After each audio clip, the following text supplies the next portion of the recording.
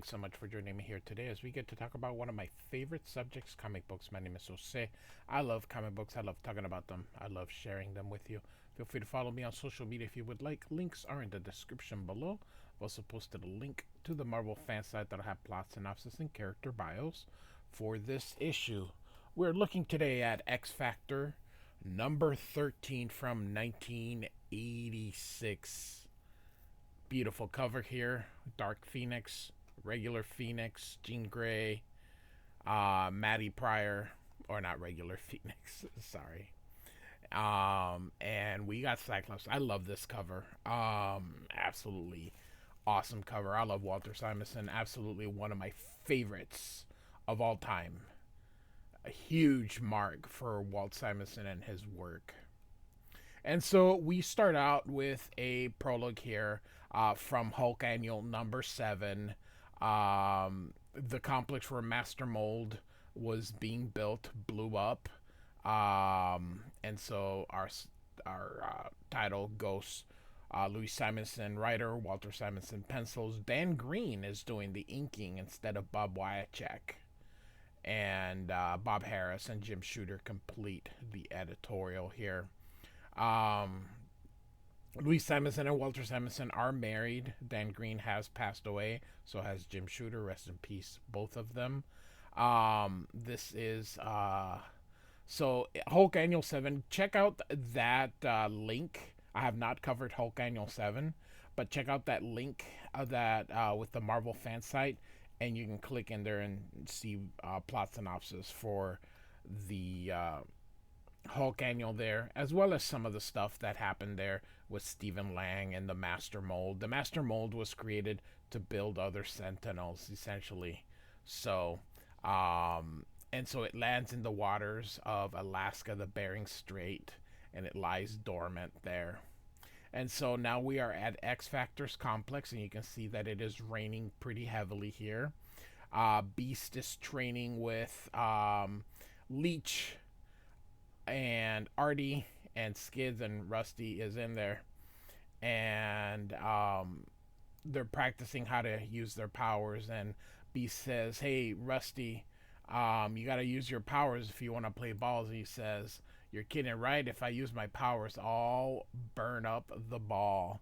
So Cyclops is right here, and so we get a thing, a close up, sorry, of his face, and Rusty says, "Look, Scott's leaving." And so Artie uses his mental projections here in pink, showing that he's leaving. And he's saying that he's going to Alaska. He's going to go there for a while, but he's going to stop at the hospital and visit Jean and Angel. And so Rusty and Skids talk about Angel. They hope that he recovers and is back. Beast wishes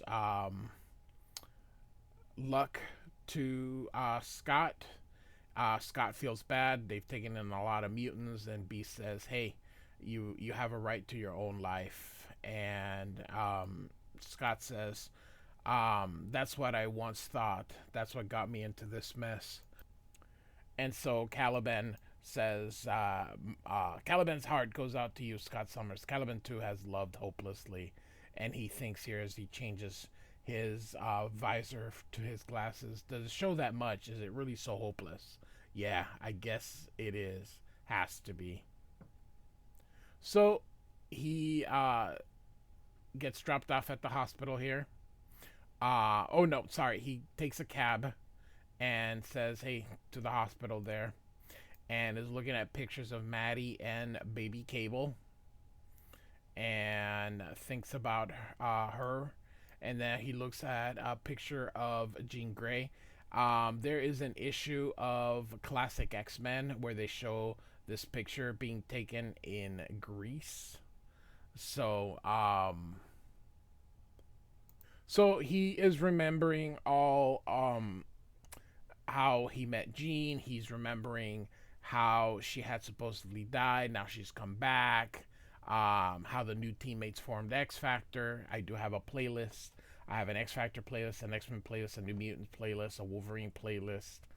I got you covered, so feel free to check those out. And so, um, Anyway, he needs to go check on Maddie, and you can see this guy cuts him off, and he scrunches his pictures here. It says here that Maddie hasn't, everything's disconnected. He can't find them. Hasn't endorsed the checks he sent, anything. This guy apologizes for that the guy cut him off, and what, the life that he's wrecked. And so he says, I have to find my wife and son, put life right.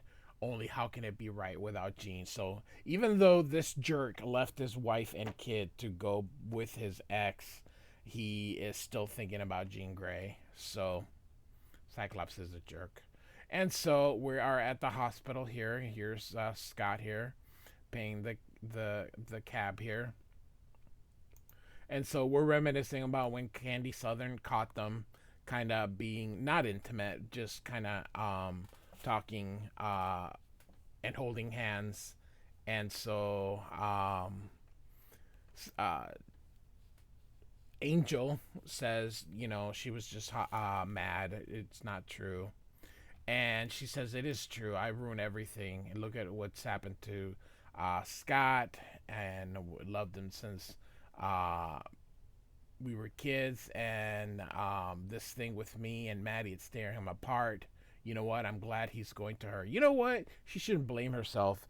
This is all on Mr. Summers.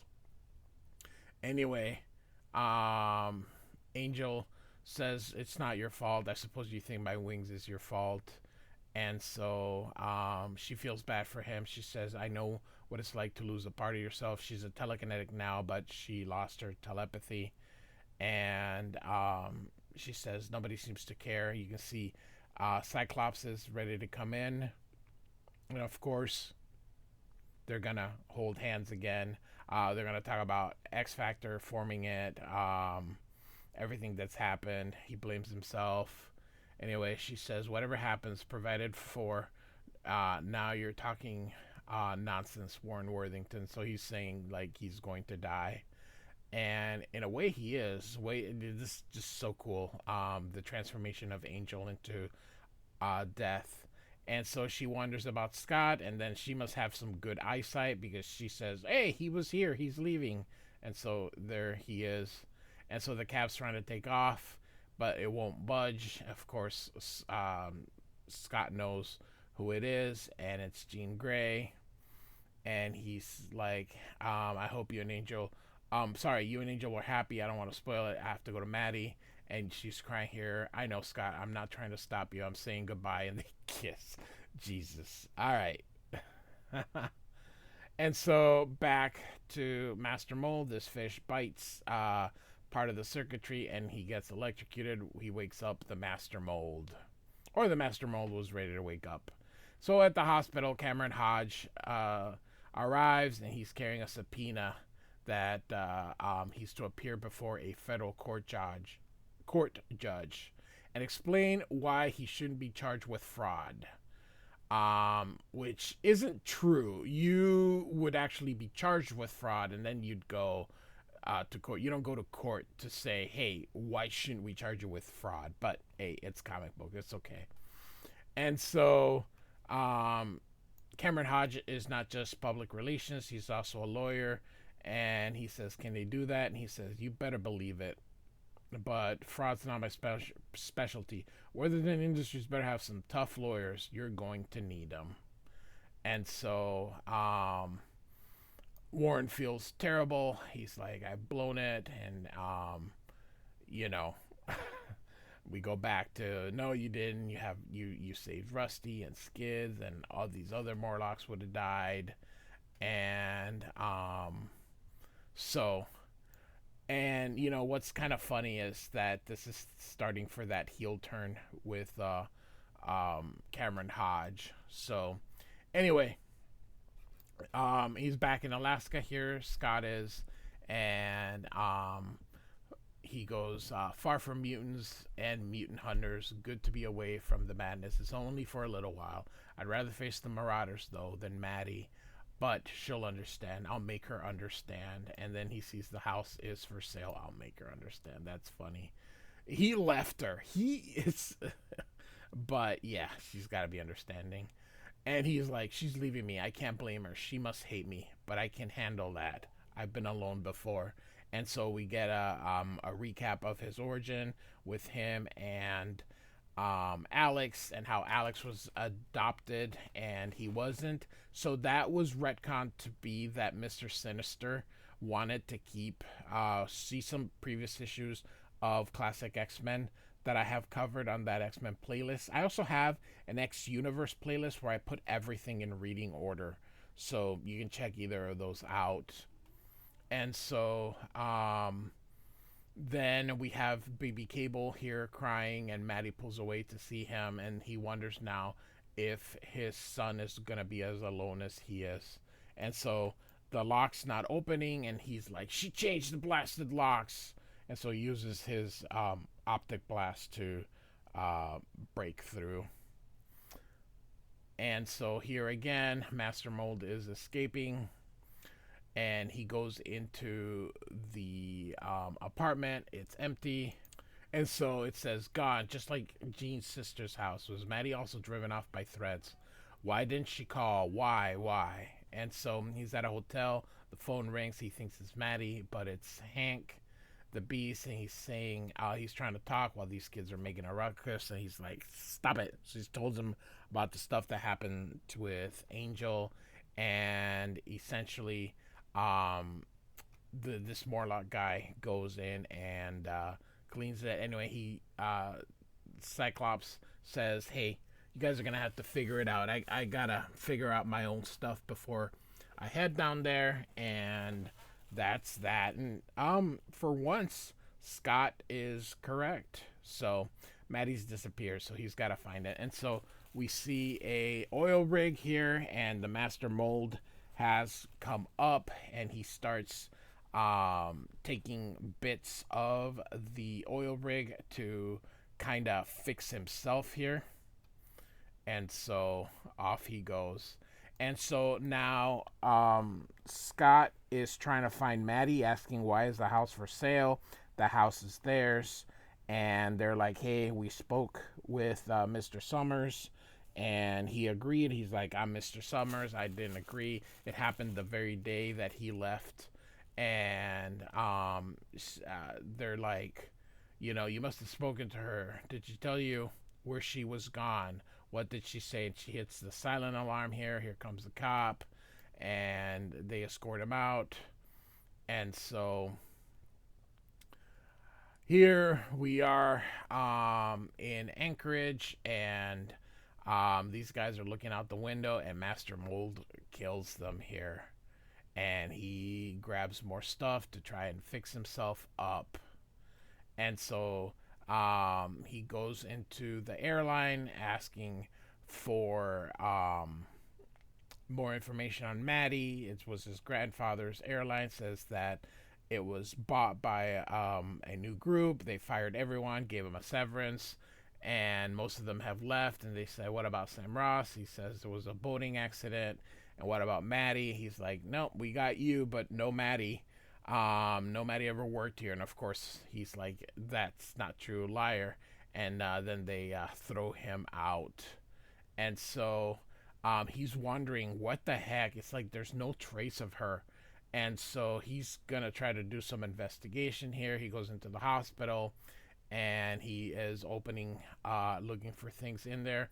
Meanwhile, Master Mold makes contact. He knows that there's a powerful mutant nearby. And Scott realizes that every trace of Maddie has disappeared. There is no trace of her. And there's the crash that she had survived, but that made the paper, but there was nothing about Maddie. And then he sees an article on the shuttle with Jean Grey, and realizes that it was the same day that the shuttle crash, was the same day as the airplane crash.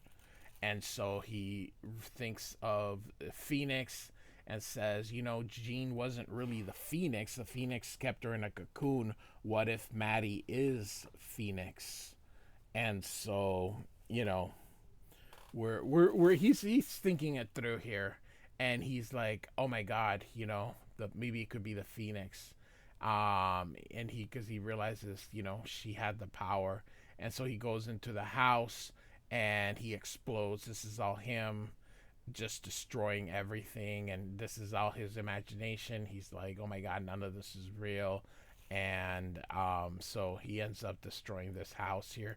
This is really neat here, the thinking of Maddie the Phoenix, Jean Grey, Dark Phoenix. This is really cool. And he's like, no, keep away.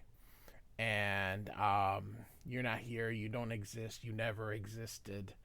And so he sees the baby rattle, and he goes, this is real. They left something, so now I know that this is real. And he's gonna find her wherever she is. He'll find her, and then they find a body here, and they say it's badly decomposed, but it's a redhead. So they wonder if it's related to Cyclops's complaint earlier. And of course, the master mold is approaching here, and he is heading for Cyclops. This is so cool. And thus endeth the issue. Next issue, Cyclops faces his deadliest foe, an epic battle almost too big for mere comic book pages to contain.